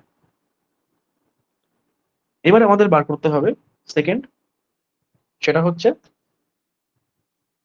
আরডিডব্লিউ সিভি পার্সেন্টেজ। দুটো প্যারামিটার থাকে, এর মধ্যে RDW CV percentage is most important. এই ভ্যালুটাকে আমরা দেখি actually, this is the most important thing. Actually এই ভ্যালুটাকে আমরা দেখি ডিগ্রি অফ অ্যানাইসোসাইটোসিস কে ডিটারমাইন করার জন্য। এটা কিভাবে ক্যালকুলেশন করতে হয়, এটা একটা ক্যালকুলেশন করার ফর্মুলা রয়েছে। আমরা নর্মালি যেটা জানি যে কোএফিসিয়েন্ট অফ ভেরিয়েশন বা সিভি পার্সেন্টেজ ক্যালকুলেশন করার যে ফর্মুলা সেটা কি, এসডি বাই মিন ইন্টু 100%। এটা হচ্ছে সিভি বার করার ফর্মুলা। ঠিক একই রকম ভাবে এখানে আরডিডব্লিউ সিভি পার্সেন্টেজ বার করার ফর্মুলা কি, আরডিডব্লিউ সিভি পার্সেন্টেজ বার করার ফর্মুলা হচ্ছে 1 SD ভ্যালু। তা এখানে আমরা যদি red cell distribution with the কার্ভটা দেখতে পাই, তাহলে এখানে 1 SD ভ্যালু আমরা খুব সহজেই বুঝতে পারছি যে দিস ইজ 1 SD ভ্যালু, মানে এই ভ্যালুটাকে বলছে, দিস রিপ্রেজেন্ট 1 SD ভ্যালু। ওকে, তাহলে সেটাই বলেছে যে 1, তাহলে আরডিডব্লিউ সিভি পার্সেন্টেজ মানে CV percentage equals to 1 SD। 1 SD মানে কোনটা, এই জায়গাটা, এই জায়গাটা, এটাকে বলে 1 SD, এইটুকু, ডিভাইডেড বাই এমসিবি। এমসিবি আমি অলরেডি পেয়ে গেছি রেস্টেল ডিস্ট্রিবিউশন উইথ থেকে আমরা, সরি রেস্টেল ডিস্ট্রিবিউশন কার্ভ থেকে আমরা পেয়ে গেছি এমসিবি ইন্টু 100। এইভাবে আমরা আরডিডব্লিউ সিভি পার্সেন্টেজ ক্যালকুলেশন করতে পারি। এবং এই যে আরডিডব্লিউ সিভি পার্সেন্টেজ নর্মাল রেঞ্জ, এটা হচ্ছে 11 থেকে 11% থেকে 14.6%। এটা হলো আরডিডব্লিউ নর্মাল রেঞ্জ, 3% নর্মাল রেঞ্জ। তাহলে এর বেশি যদি হয় তাহলে এটা ডিনোট করে হাই ডিগ্রি অফ অ্যানাইসোসাইটোসিস।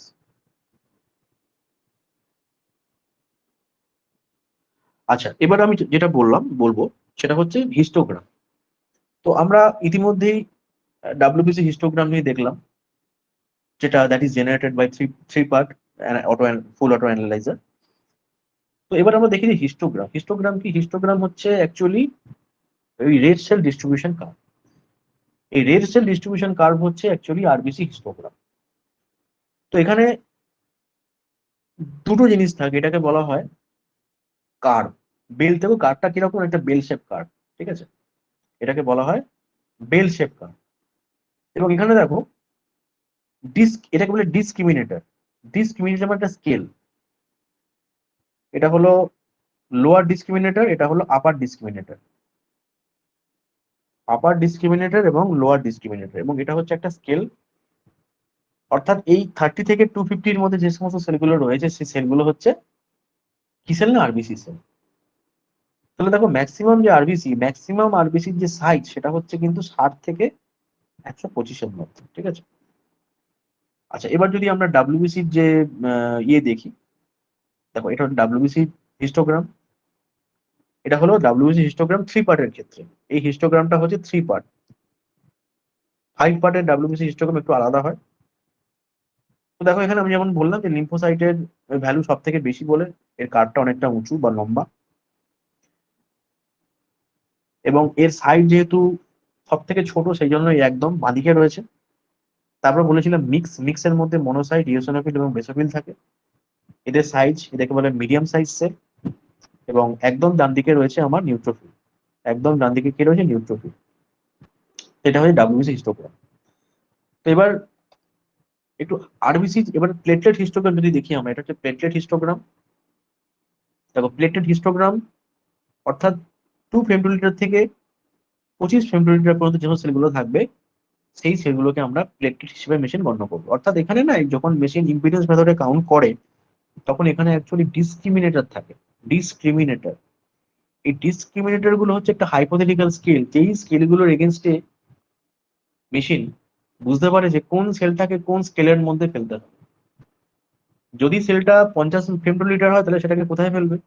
সেটাকে নিশ্চয়ই ও প্লেটলেটের মধ্যে ফেলবে না, সেটাকে ফেলে দেবে আরবিসির মধ্যে। যদি সেলটার সাইজ যদি 20 মাইক্রোলিটার হয়, 20 ফেমটোলিটার হয়, তাহলে সেটাকে নিশ্চয়ই আরবিসি তে ফেলবে না, সেটাকে ফেলে দেবে প্লেটলেট ডিসক্রিমিনেটর স্কেলের মধ্যে। তাহলে এইভাবে জিনিসগুলো অ্যাকচুয়ালি হয়, ঠিক আছে? তেমনি প্লেটেলের ক্ষেত্রে একই রকম জিনিস যেটা বললাম আমি। তো এগুলো মোটামুটি একটা আইডিয়া এখান থেকে করে নিতে হবে, খুব ডিটেলসে জানার দরকার নেই। একটা মোটামুটি আইডিয়া কোনটা কোনটার কার্ড, কোনটা প্লেটলেট কার্ড, কোনটা আরবিসি কার্ড, কোনটা ডাব্লিউবিসি কার্ড, সেটা মোটামুটি একটা জেনারেল আইডিয়া থাকলেই হবে। এটা খুব ডিটেলসে ডিটারমাইন করা বা ডায়াগনোসিস করা দরকার নেই। আচ্ছা, তো যেমনটা বললাম যে 3 পার্টের এটা ডিফারেন্সিয়াল হিস্টোগ্রাম, দেখো এখানে লিম্ফোসাইট, মনোসাইট এবং নিউট্রোফিল শুধু রয়েছে। আর এটা হচ্ছে পরেরটা হচ্ছে ডাব্লিউসি হিস্টোগ্রাম, দেখো প্রত্যেকটা জায়গাতে এখানে বলে দিয়েছে কোনটা কোনটার কার্ড ডিনোট করছে। প্রথমটা লিম্ফোসাইট, তারপর হচ্ছে বেসোফিলের কার্ড রয়েছে, তারপর মনোসাইটের কার্ড রয়েছে, তারপর ইওসিনোফিলের কার্ড রয়েছে, তারপর লাস্টে রয়েছে নিউট্রোফিলের কার্ড। তাহলে এটা হলো 5 পার্টের যে ডাব্লিউসি হিস্টোগ্রাম তার একটা পিকচার। আচ্ছা, এবার কোনো কোনো ফুল অটো অ্যানালাইজারে কি থাকে না, রেটিকুলার সাইট কাউন্ট করার অপশন থাকে, ঠিক আছে? এগুলো 6 পার্ট 7 পার্ট যে সমস্ত মেশিন গুলো হয় আর কি, 5 পার্টে তো করা যাবে না। যদি 6 পার্ট মেশিন হয় তখন আমরা আরেকটা প্যারামিটারকে অ্যাড করে দিতে পারি, যেটাকে বলা হয় reticulocyte count. What is reticulocyte? Reticulocyte মানে হচ্ছে it is a immature RBC.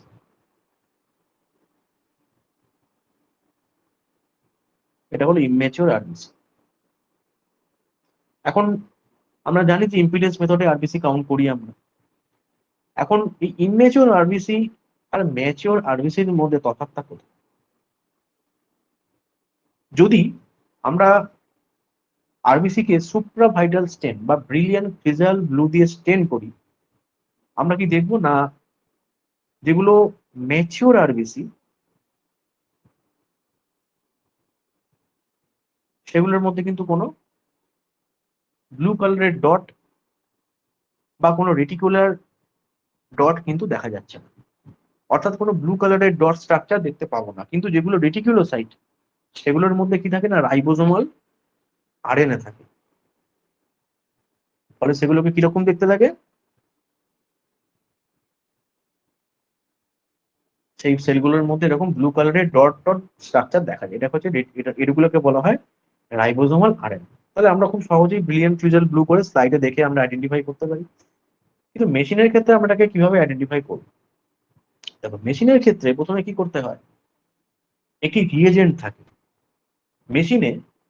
5 part 6 part analyser গুলোতে যেখানে আমাদের এই রেটিকুলোসাইট কাউন্ট করার ফেসিলিটি রয়েছে, সেখানে একটি স্টেন প্রোভাইড করা হয়।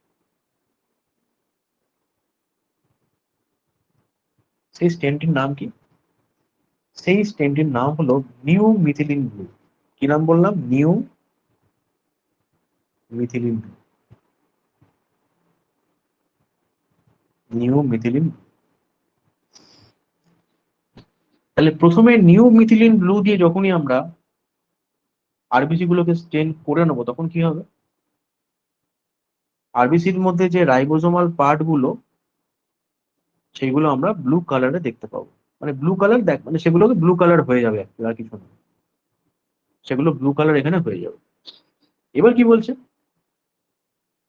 তাহলে প্রথম যে স্টেপ অটোমেটেড কাউন্টারে রেটিকুলোসাইট কাউন্ট করার প্রথম যে স্টেপ বলছে stain sample firstly, stain the sample firstly, অর্থাৎ প্রথমে আমাদের স্যাম্পলটাকে স্টেন করতে হবে। সেকেন্ড কি বলছে?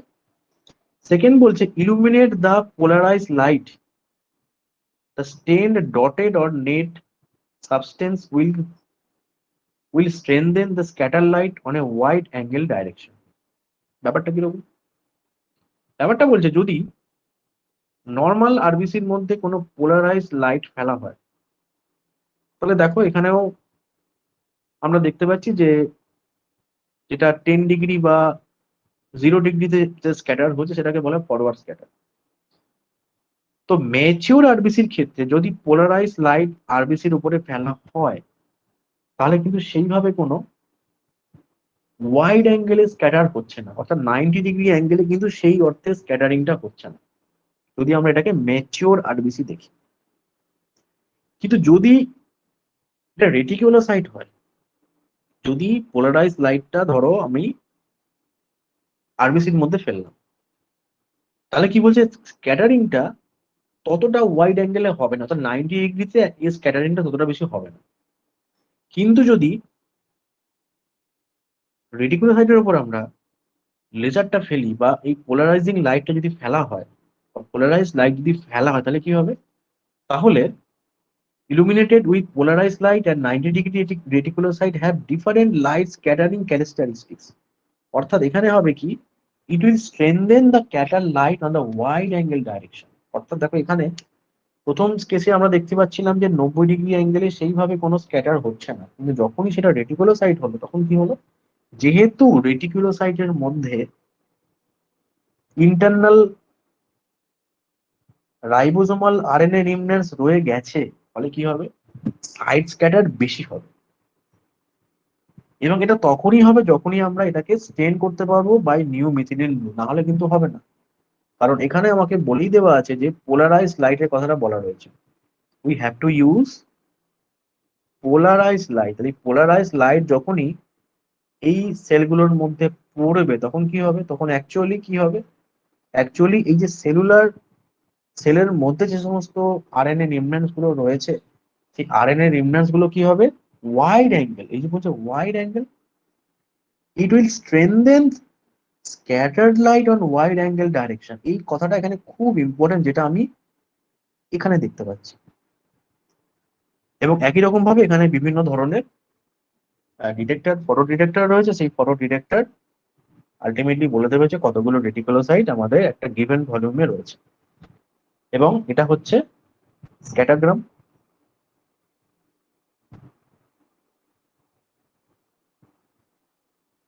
এটা হলো স্ক্যাটারগ্রাম। এটা এখানে দেখো কি বোঝা যাচ্ছে, দেখো এখানে হচ্ছে, দেখো এইগুলো হচ্ছে রেটি, গ্রিন গুলো হচ্ছে রেটি, রেড গুলো হচ্ছে ম্যাচিওর আরবিসি, আর হোয়াইট গুলো হচ্ছে ডাব্লিউবিসি। তাহলে স্ক্যাটারগ্রাম থেকে আমরা বুঝতে পারলাম যে কোনটা রেটিকুলোসাইট। ঠিক আছে। আরেকটা জিনিস দেখো, রেটিকুলোসাইটের সাইজ যেহেতু বড়, নর্মাল আরবিসি থেকে দেখো এটা উপর দিকে রয়েছে, দেখতেই পাচ্ছ, এই যে উপরের দিকে রয়েছে এটা। বেশ, তো আজকের ক্লাসের একদম অন্তিম স্লাইডে আমি চলে এসেছি, সেটা হলো হিমোগ্লোবিন এস্টিমেশন। তো আমি প্রথমেই বলেছিলাম যে বিভিন্ন রকম চেম্বার রয়েছে প্রত্যেকটা জিনিসকে ডায়াগনোসিস বা কাউন্ট করার জন্য। RBC count, platelet count, WBC count, differential count. তেমনি হিমোগ্লোবিন টেস্টের জন্য আমাদের মেশিনের মধ্যে একটি ডাব্লিউবিসি বাত রয়েছে। এই যে ডাব্লিউবিসি বাতে কি হয়, ডাব্লিউবিসি বাতে ডাব্লিউবিসি কাউন্ট এবং হিমোগ্লোবিন এস্টিমেশন হয়। যদি এটা 5 পার্ট হয়, তাহলে 5 পার্টের জন্য আলাদা আলাদা ডাব্লিউবিসি বাত থাকে। আর যদি এটা 3 পার্ট মেশিন হয়, তাহলে ডাব্লিউবিসি এবং হিমোগ্লোবিন বাত, এটাকে অ্যাকচুয়ালি বলে 3 পার্টের ক্ষেত্রে। যদি মেশিন 3 পার্ট হয়, তখন সেটাকে বলা হয় WBC haemoglobin Baat, HBG Baat, বা চেম্বার বাত, মানে চেম্বার আমরা বলতে পারি। তো দুটো ভাবে আমরা হিমোগ্লোবিনকে এস্টিমেট করতে পারি, একটা হচ্ছে সায়ানমেট হিমোগ্লোবিন মেথড, যেটাকে ড্রাফকিন্স মেথড বলা হয়, আরেকটা হচ্ছে সোডিয়াম লরাইল সালফেট মেথড। দুটো ভাবে আমরা এটাকে এস্টিমেট করতে পারি।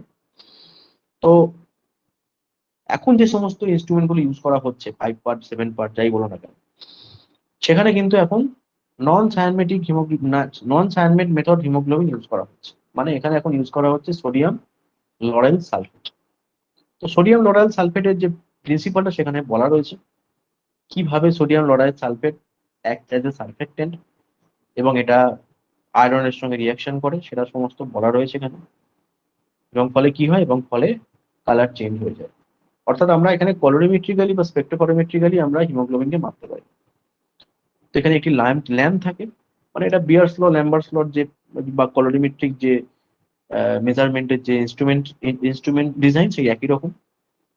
এখানে একটি ল্যাম্প রয়েছে, ল্যাম্প এখানে যখন এই সলিউশনের মধ্যে পড়ছে, তখন এখানে অ্যাবজর্বেন্স হচ্ছে এবং এই ট্রান্সমিটেড লাইট থেকে মেশিন অ্যাকচুয়ালি হিমোগ্লোবিনের অ্যাবজর্বেন্স এই ফর্মুলার মাধ্যমে এস্টিমেট করতে পারছে। হিমোগ্লোবিন এস্টিমেশনটা জাস্ট যেরকম আমরা কলোরিমেট্রিক্যালি করে থাকি ঠিক একই রকম ভাবে হয়ে থাকে, ঠিক আছে। তো একটি 5 পার্ট অ্যানালাইজার বা একটি 3 পার্ট অ্যানালাইজার ঠিক এইভাবে কাজ করে। এবং এবং আমরা আজকের ক্লাস থেকে দেখলাম যে কিভাবে একটি 5 পার্ট অ্যানালাইজার বা একটি 3 part analyser different principal use করে সেল কাউন্ট করতে পারে, ডিফারেন্সিয়াল কাউন্ট করতে পারে, হিমোগ্লোবিন কনসেন্ট্রেশন মাপতে পারে এবং আরবিসি ইন্ডিসেস মেজারমেন্ট করতে পারে। তো আরো এরকম ধরনের ইন্টারেস্টিং ভিডিও পেতে গেলে অ্যালার্টেড এডুকেয়ারকে লাইক, সাবস্ক্রাইব এবং শেয়ার করতে হবে। এবং আর কি কি ভিডিও তোমরা দেখতে ইন্টারেস্টেড সেটা আমাকে বলবে, আমরা আমাদের তরফ থেকে যতটা পারবো চেষ্টা করব আরো নতুন কিছু টপিক নিয়ে ভিডিও বানাবার। তাহলে আজকের মতো এইটুকুই, আবার দেখা হবে নতুন কোনো ভিডিও নিয়ে নতুন একদিন। Thank you.